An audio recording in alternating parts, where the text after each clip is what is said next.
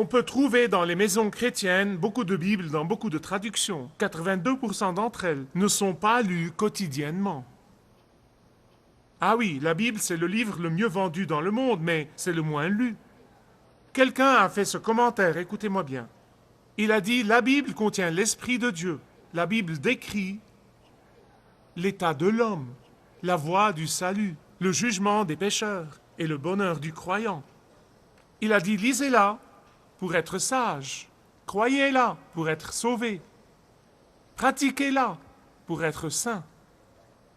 C'est la carte du voyageur, le bâton du pèlerin, la boussole du pilote et l'épée du soldat. Lisez-la lentement, lisez-la fréquemment et lisez-la en priant. Il n'y a aucun livre pareil au monde.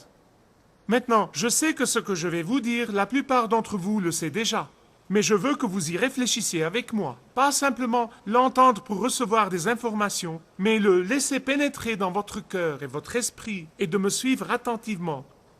Puisque dans ce livre, Dieu a choisi de se révéler. Il n'y a pas de livre pareil. Il a employé 40 personnes différentes sur une période qui s'étend sur 1500 ans, et pourtant, elles racontent toutes la même histoire. Il n'y a aucun livre pareil. Dieu a choisi de se révéler dans ce livre. C'est le seul livre écrit par 40 personnes différentes sur une période qui s'étend sur 1500 ans, et pourtant, elles sont toutes consistantes. Elles racontent la même histoire. Celui qui a lu la parole de Dieu pour la comprendre et la comprendre vraiment, découvrira qu'elle est sans contradiction, que son thème a un esprit de suite, qu'elle est exemptée de l'orchestration humaine. Elle dit toute la vérité et ne cache jamais rien. Ces auteurs venaient de milieux divers qui comptent des rois, des médecins, des bergers, qui comptent des auteurs, des pêcheurs, des collecteurs d'impôts. La Bible a été écrite pendant les différentes périodes de l'histoire du monde. Elle a été écrite dans différentes régions du monde, depuis l'Europe vers l'Asie jusqu'à la Babylonie. Il n'y a aucun livre pareil. Imaginez un livre de science ou de médecine qui aurait été écrit il y a même juste 500 ans et qui serait aussi à propos aujourd'hui. Non pas 2500 ans, juste 500 ans. Et qui serait aussi vrai et précis aujourd'hui que le jour qu'on l'a écrit. Il n'y a aucun livre pareil. Oui, la Bible contient 66 livres, par 40 auteurs différents, sur une période qui s'étend sur 1500 ans. Mais elle ne contient pas beaucoup de sujets à part celui-ci. Pas beaucoup de thèmes, mais un seul. Jésus-Christ, le Rédempteur. L'Ancien Testament nous dit d'attendre avec impatience sa venue. Et ceux qui vont être au ciel, ceux qui ont été sauvés depuis l'époque de l'Ancien Testament, c'est ceux qui ont attendu avec une foi comme celle d'Abraham, la venue du Christ. Jésus a dit, Abraham a vu mon jour et s'est réjoui 2000 ans avant le Christ. Et le Nouveau Testament nous dit qu'il est venu. La Bible contient l'histoire de la rédemption de Dieu, du début jusqu'à la fin.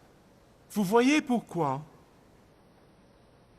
la Bible, dans sa cohésion, déroute la sagesse humaine.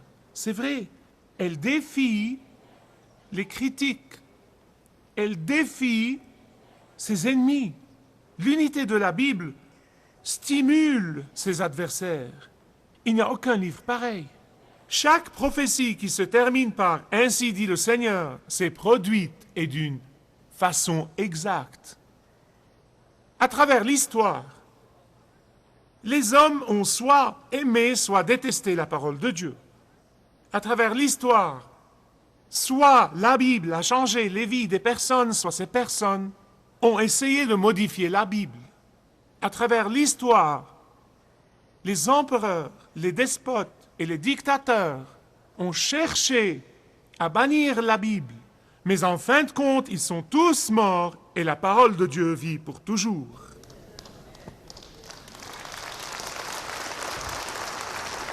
Amen. Mais voici l'ironie à laquelle je ne pouvais pas échapper. Quand j'entends ces personnes qui ont des difficultés à s'approprier une Bible me dire que non seulement ils la lisent, mais ils la dévorent, ils la désirent ardemment, comme un homme qui a soif désire un grand verre d'eau. Je ne peux pas m'empêcher de penser que tout ce que les despotes et tout ce que les athées et les dictateurs n'ont pu accomplir,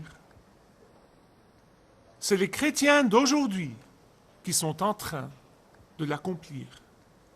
Comment est-ce possible? En manquant de lire la parole, de croire la parole et d'obéir à la parole, nous sommes en train d'accomplir ce que les athées et les infidèles et les agnostiques et les apostats n'ont pu accomplir. Et c'est ce qui m'a amené à faire cette courte série de messages sur l'importance de la parole de Dieu dans notre vie quotidienne et pourquoi il est extrêmement important de commencer à la lire si vous ne l'avez pas déjà fait. Je partageais avec mon équipe comme j'étais ravi durant ces dernières semaines de recevoir des emails et des lettres et des messages et des appels personnels de gens qui ont dit « Je lis la parole de Dieu ». En tant que couple ou individuellement, ça fait maintenant partie de nos vies, je vous promets. C'est vous qui allez être bénis pour cela. Je ne comprends pas comment certains peuvent prétendre aimer Jésus-Christ et prétendre qu'ils l'ont reçu en tant que sauveur. Mais ils passent leur temps à s'amuser, ils passent leur temps à jouer au golf, ils passent leur temps à regarder la télévision, ils passent leur temps à faire de l'exercice, ils passent leur temps à faire la fête, et croyez-moi, je ne suis pas du tout contre ces choses-là, sauf peut-être pour le golf. Je fais toutes ces choses. Je fais toutes ces choses-là. Je fais du sport de façon régulière. Mais je ne comprends pas comment nous pouvons trouver le temps pour toutes ces choses-là, et quand il s'agit de lire la parole de Dieu, vous dites « je n'ai vraiment pas le temps ». Ça dépasse vraiment mon entendement. Une des raisons, du moins pour moi personnellement, que ces personnes ne lisent pas, ne croient pas et ne pratiquent pas et n'obéissent pas à la parole de Dieu, c'est à cause de ce qui s'est produit dans ce pays ces 4 dernières décennies. Les chefs des églises, les pasteurs et les prédicateurs ont marginalisé la Bible. C'est vrai. Beaucoup d'églises l'emploient maintenant comme icône, mais ils n'y croient pas vraiment. Je vous donne un exemple. On va voir s'il ne brise pas votre cœur. George Marsden a dit, d'après un sondage, que 85% des étudiants dans l'un des plus grands séminaires évangéliques de l'Amérique, et là je ne parle pas des libéraux, on parle du plus grand séminaire évangélique de l'Amérique, que 85% des étudiants ne croient pas à l'infaillibilité des Saintes Écritures. Sondage après sondage a déclaré qu'environ 74% de tout le clergé en Amérique ne croit pas à l'infaillibilité des Saintes Écritures. Ce n'est pas étonnant qu'il n'y ait que 18% des croyants qui lisent la Bible tous les jours. Mais à plusieurs reprises, les Saintes Écritures nous disent que la parole de Dieu est la seule nourriture de l'âme. C'est la seule nourriture de l'âme. Les sermons, c'est très bien. Les livres, c'est très bien, toutes les bonnes choses qui aident, c'est très bien, mais la parole de Dieu est la seule nourriture de l'âme. Écoutez ce que Dieu a dit par Moïse dans Deutéronome chapitre 8, verset 3.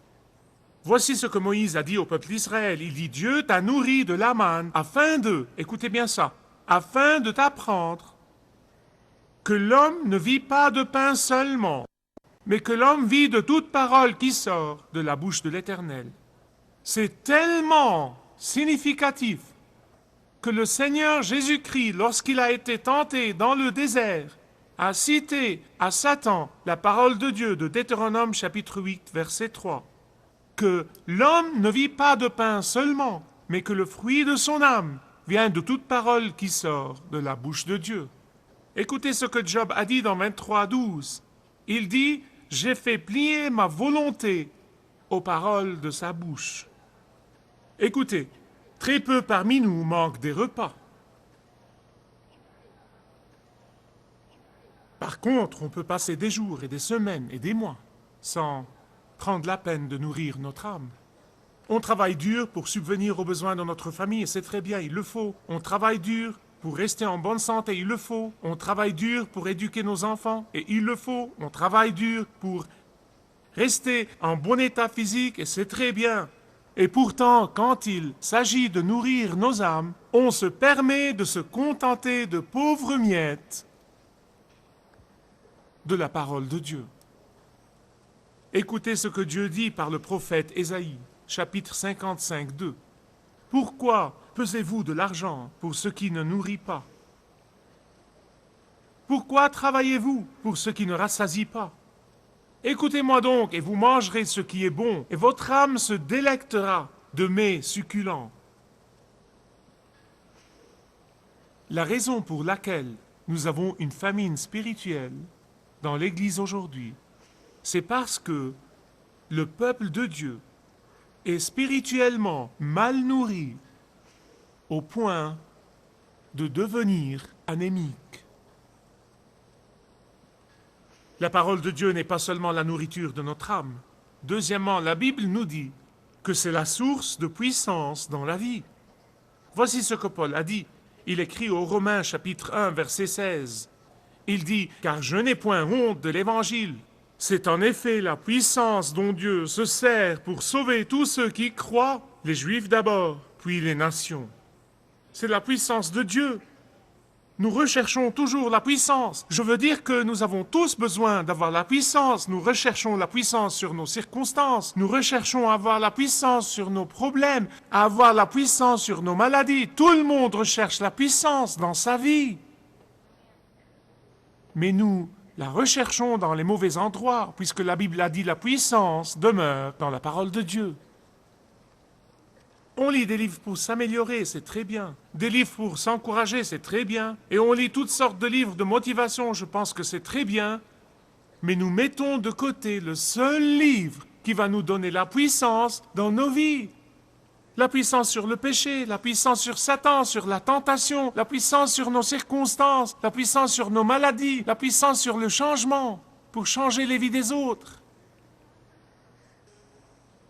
La parole de Dieu est non seulement la nourriture de notre âme, et non seulement une puissance de la vie. La Bible dit que la parole de Dieu est un miroir. Un miroir. Et je suis convaincu au fond de mon cœur que c'est probablement la raison principale pourquoi beaucoup de chrétiens ne veulent pas passer du temps avec la parole de Dieu. Ils ne veulent pas la lire soigneusement parce que c'est un miroir qui va leur refléter ce qu'ils ne veulent pas voir au sujet d'eux-mêmes. Je pense que la plupart d'entre nous ne veulent pas faire vraiment face à ces échecs. Et c'est vrai. Si ce n'est pas nous tous, on déteste confronter nos échecs. Si vous avez lu mon livre « Si Dieu est maître de tout », vous savez que dans ma jeunesse, Dieu avait permis une série d'échecs affreux dans ma vie. Et vous savez bien sûr que comme tout le monde, je n'aurais pas été obligé de faire face à mes échecs s'ils n'avaient pas été si affreux qu'il n'y avait plus moyen de m'en échapper. Et je sais maintenant ce que Dieu essayait de faire. Tôt dans ma vie, il essayait de m'apprendre qu'il faut faire face à tous mes échecs. Il ne faut pas les fuir, il ne faut pas les cacher et faire semblant qu'ils n'existent pas. Il faut les confronter. Les gens ne veulent pas faire face à leur hypocrisie, ils ne veulent pas confronter leur façon d'appliquer deux mesures. Nous voulons toujours la grâce de Dieu pour nous, oh, mais nous sommes très réalistes en ce qui concerne les autres. Nous ne voulons pas admettre nos compromis, ni admettre nos sentiments de suffisance. Et donc on cesse de regarder dans le miroir. Le premier jour, on regarde bien dans le miroir et c'est dur. On le met de côté. J'écouterai le message. J'écouterai la radio chrétienne. J'écouterai des chants, je ferai ceci, je ferai cela. C'est pourquoi d'ailleurs, beaucoup de stations de radio chrétienne passent des chants et de la musique. Parce qu'ils ne veulent pas proclamer la parole de Dieu. Les gens n'écouteraient pas. Ils écouteront la musique, mais pas la parole de Dieu. Parce que la parole de Dieu est un miroir.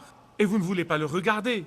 Voici ce que Jacques dit. Car si quelqu'un écoute la parole et ne la met pas en pratique, il dit, il est semblable à un homme qui regarde dans un miroir son visage naturel et qui, après s'être regardé, s'en va et oublie aussitôt comment il était.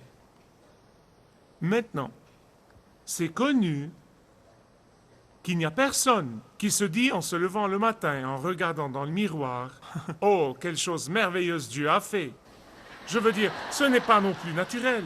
Vous le savez qu'avec vos cheveux décoiffés, votre visage qu'on aurait cru écrasé par un camion, et puis vous voyez toutes les rides et tout ça, et vous vous dites, vous les jeunes, vous ne connaissez pas ça encore, mais ça va venir. Vous regardez votre visage, puis vous vous dites, oh là là, mais c'est qui celui-là? Mais c'est exactement cela qui vous fait agir sur le champ. Après avoir regardé dans le miroir, vous vous direz, il vaut mieux aller sous la douche, et pour certains d'entre nous, il vaut mieux faire encore plus que ça. Vous devriez l'essayer demain matin. Dites, demain, je vais prendre la décision. Imaginez qu'un jour de travail, vous vous dites, je ne vais pas me regarder dans le miroir, je vais aller travailler comme je suis. Essayez ça pour voir ce qui va se passer. Je veux dire que vous entrez dans votre bureau ou votre magasin ou quoi que ce soit avec un look de zombie et tout le monde dirait « Hey, toi, t'as l'air super !» parce qu'on a appris à mentir. Mais c'est exactement pourquoi les chrétiens ne veulent pas lire, étudier, méditer, apprendre et obéir la parole de Dieu. Ils ne veulent pas faire face et confronter les réalités de leur vie.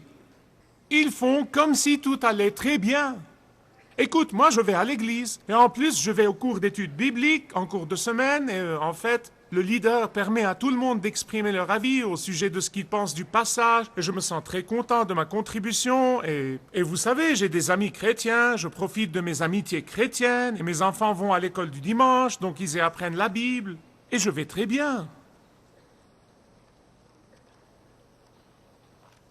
Je veux vous demander, qui d'entre vous sait que c'est un mensonge des abîmes de l'enfer?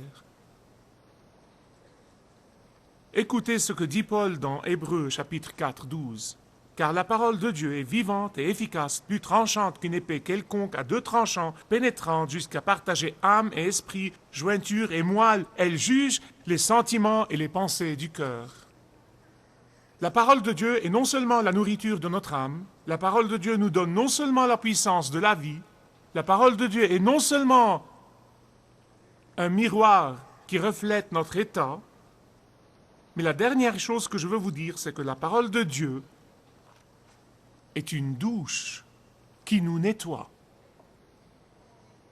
Voici ce que Paul dit aux Éphésiens 5, 26. Il dit que la parole de Dieu est comme une douche. Traduction Youssef, et pas exactement ce que vous allez trouver dans vos Bibles, mais elle est bonne quand même. Pourquoi dit-il que c'est l'eau? Pourquoi dit-il ça? Parce que peu importe que vous soyez sale et que vous soyez dans un état lamentable, dès que vous vous mettez sous la douche, cette eau de température parfaite vous rendra certainement propre à 1000%. Alors, imaginez qu'en regardant dans le miroir, vous voyez toute la matière collante et gluante et tout ce qu'il y a à refaire, et puis d'être incapable de faire quoi que ce soit. Enfin, pouvez-vous imaginer la déception? Pouvez-vous imaginer la douleur d'être incapable de faire quoi que ce soit? Mais Dieu merci, ce n'est pas le cas.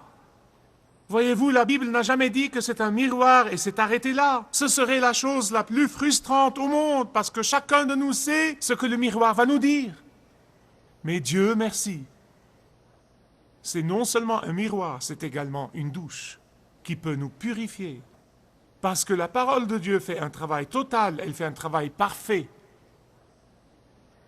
Elle vous montre non seulement le problème, mais aussi la solution au problème, en vous fournissant la puissance pour vous purifier. Je veux que vous écoutiez bien ce que dit Pierre. Alors là, c'est un passage très important. Beaucoup de personnes le lisent tellement rapidement, mais je pense personnellement que ce verset mérite bien un regard, peut-être chaque matin, parce qu'il vous montre la puissance de la parole de Dieu. 1 Pierre, chapitre 1, verset 22. Faites attention à ce qu'il a dit. Ayant purifié vos âmes, comment? Par la parole de Dieu. Maintenant que la parole de Dieu vous a purifié, et en fait il continue en disant, en obéissant à la vérité.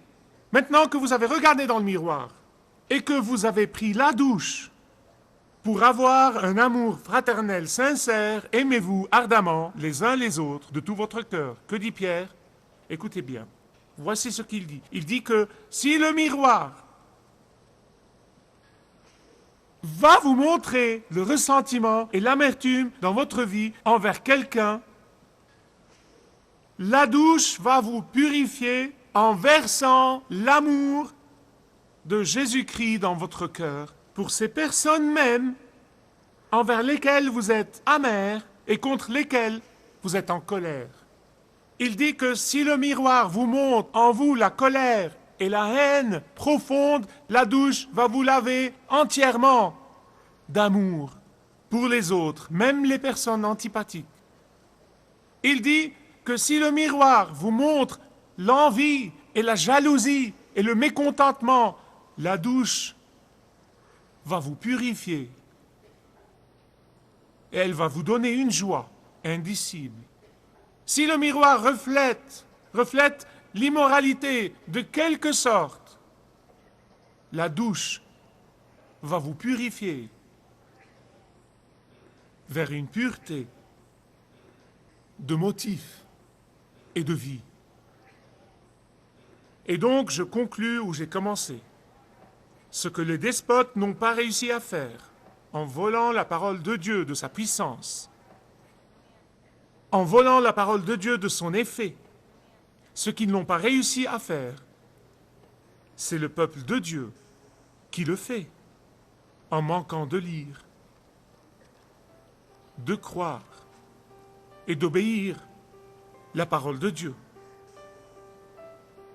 Si j'ai un désir ardent dans mon cœur, ce serait d'espérer que chacun de vous qui m'écoute en ce moment prenne la décision, non pas provisoire, mais définitive, de ne rien mettre en bouche avant d'avoir lu, cru et obéi la parole de Dieu. Si vous désirez connaître Dieu d'une manière personnelle, demandez le livret « Retrouvez la joie que vous avez toujours désirée » et vous pourrez découvrir l'amour de Dieu pour vous et apprendre comment expérimenter son pardon.